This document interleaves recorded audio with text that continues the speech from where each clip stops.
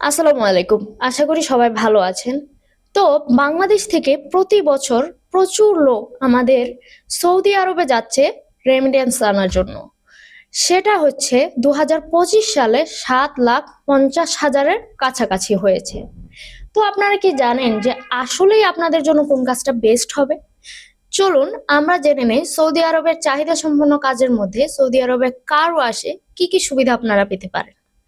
Saudi আরবে কার ওয়াশে আমার মতে যাদের বয়স 25 থেকে 35 তাদের জন্য এই কাজটা খুব বেস্ট। কেন বেস্ট মনে হয় আমার জন্য সেটা হচ্ছে সেখানে আপনারা স্যালারি রেঞ্জটা পাবেন হচ্ছে 1400 থেকে 1600 রিয়ালের মধ্যে। আর সেখানে আপনাদের থাকার এবং আকামার ব্যবস্থা তো কোম্পানি করে দিচ্ছে। এছাড়া আপনারা নির্দিষ্ট একটা ডিউটি টাইম শেষে যখন ওভারটাইম করবেন সেক্ষেত্রে ওভারটাইমের মাধ্যমে আপনাদের স্যালারি রেঞ্জটা আরেকটু বেড়ে যাচ্ছে।